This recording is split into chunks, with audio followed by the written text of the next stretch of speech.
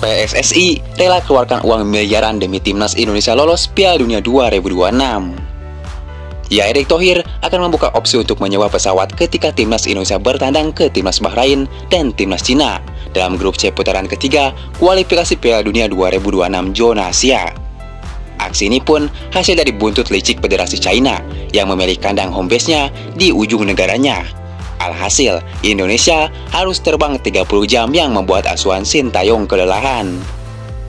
Emang we fight. Ya, ayo. Oke, come on.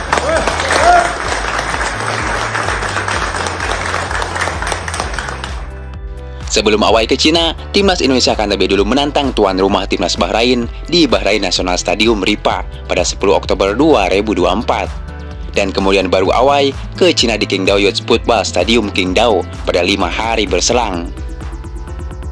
Pada sebelumnya, PSSI kaget ketika Cina memilih berkandang di Qingdao Youth Football Stadium karena timnas Indonesia harus membutuhkan perjalanan yang panjang, melelahkan dari Bahrain.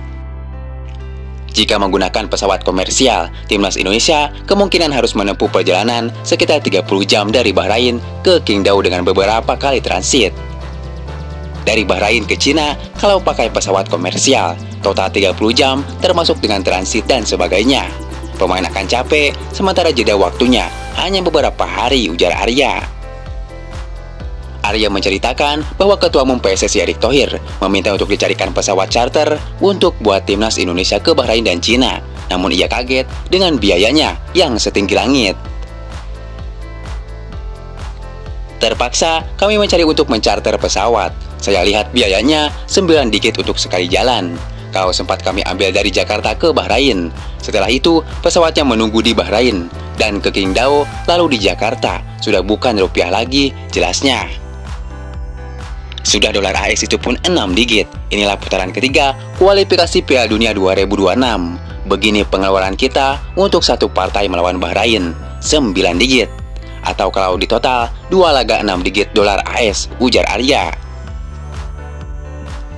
Ya, namun di balik itu Arya tidak menjelaskan secara rinci terkait maksud dari 6 digit dolar AS itu. Namun jika untuk 6 digit dolar AS diperkirakan 600.000 dolar AS atau setara dengan 9,7 miliar untuk biaya untuk mencarter pesawat pribadi untuk away ke Bahrain dan away ke China. Ya, tentu dengan biaya 9,7 miliar, tentu itu bukan uang sedikit. Namun PSSI tak mempermasalahkan besarnya biaya untuk mencarter pesawat. Yang penting Indonesia lolos World Cup 2026. Ya, tak cuma PSSI yang tak masalah dengan biaya menyewa pesawat pribadi. Fans Indonesia pun sangat mendukung langkah yang dilakukan oleh Erick Thohir. Beginilah beberapa komentar para fans timnas Indonesia. Tidak apa-apa uang segitu demi timnas yang terbaik. Jadi besok-besok kalau tiket timnas main di kandang kemahalan, jangan protes. Karena itu juga bagian dari yang sekarang lagi dipakai timnas nanti. So, mari sama-sama dukung timnas dimanapun timnas pergi, ujar fans Indonesia. Makanya, kualifikasi Piala putaran ketiga tiket semakin tinggi, Kualitas permainan pun akan semakin baik juga. Dan juga dengan memenuhi stadion dengan tidak sadar, kita telah membantu operasional timnas. Jangan cuma bilang, untung banyak dari penjualan tiket, ujar fans timnas. Berapapun mahalnya harus berjalan dengan lancar demi Garuda Indonesia. Maju terus pantang mundur demi rakyat Indonesia, ujar fans timnas. Erick Thohir memang pecinta bola, jadi tahu mengelola bola. Kalau yang sebelumnya, semua politik gak ngerti bola sama sekali. Keuangan PSSI jadi sehat. Sehat selalu Pak Erick Thohir, buat kemajuan bola kita semangat, ujar fans. Ya, kesimpulannya, jika nanti Indonesia berkandang di Stadion Gelora Bung Karno, tentu tiket kandang sudah pasti akan sangat mahal. Jadi sebagai fans sejati, kita tidak boleh teriak-teriak. Apalagi ada kata-kata, tiket dimahalkan, PSSI hanya nyari untung saja.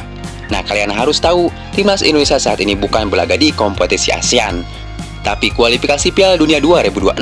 Jadi segala sesuatunya memerlukan uang banyak. Apalagi level Indonesia bukan level ASEAN lagi.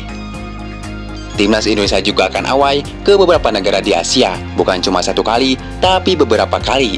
Karena sistem kualifikasi Piala Dunia 2026 adalah home dan away.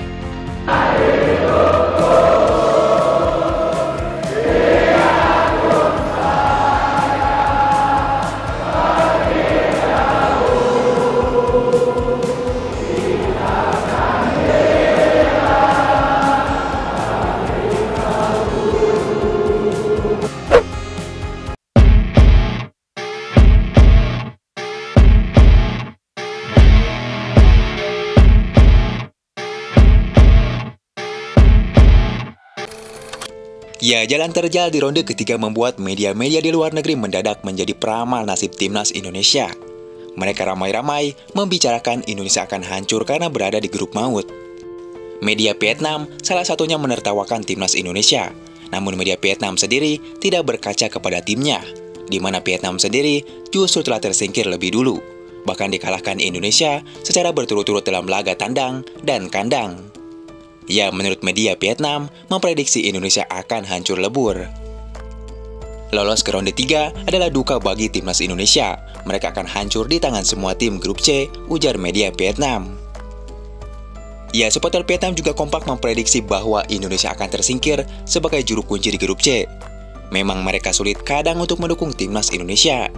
Ya, secara mereka adalah rival abadi skuad Garuda, di mana mungkin gengsi untuk mengakui bahwa Indonesia adalah satu-satunya tim dari ASEAN yang mampu lolos ke babak ketiga.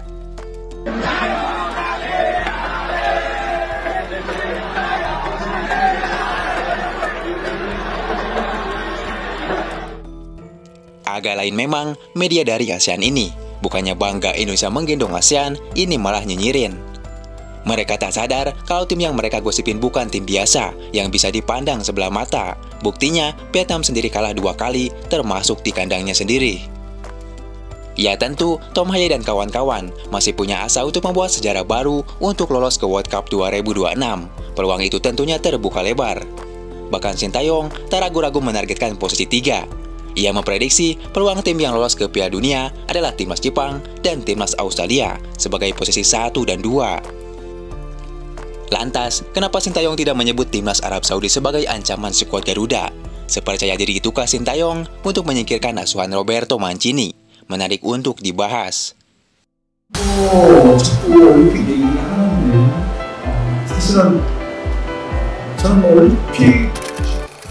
Ya, Sintayong jelang ronde ketiga kualifikasi Piala Dunia 2026, Jonas yang menyebut, menurut saya, tidak masalah bertanding melawan tim-tim kuat karena kami tidak menargetkan posisi 1 atau 2. Kami lebih baik melawan tim yang lebih kuat, seperti tim peringkat 1 atau 2. Jika ada situasi paling mengalahkan itu akan bagus. Jujur di grup kami, Jepang dan Australia memiliki peluang tertinggi untuk lolos. Target saya adalah mencapai posisi 3 atau 4. Akan bagus jika mendapatkan tiket di putaran keempat. Jika tidak, kami akan bermain di playoff, kemungkinan 50-50, ujar Sintayong.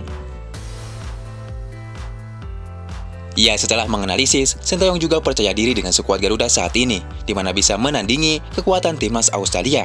Kepercayaan diri itu didapat ketika timnas Indonesia U23 menaklukkan Australia di penyisihan grup Piala Asia U23, sekaligus mencetak sejarah untuk pertama kalinya timnas Garuda U23 mampu menang atas Australia dengan skor 1-0 di ajang tersebut. Ya, kemenangan Rizky Ridho dan kawan-kawan diukir di babak pertama dalam grup A yang digelar di Abdullah bin Khalifa Stadium, Kamis 18 April 2024 kemarin. Jelas itu adalah modal yang bagus bagi anak asuhan Sintayong. Satu hal yang perlu Anda ketahui, bahwa tim Indonesia kami memiliki tinggi rata-rata yang sama dengan Australia. Tim kami tidak kalah secara fisik dan akan mengejutkan, ujar Sintayong.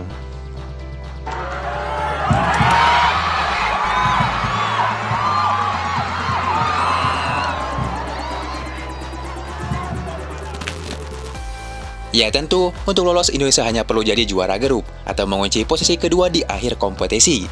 Tapi pertanyaannya, apakah Indonesia bisa melakukannya dengan berharap kepada skuad saat ini?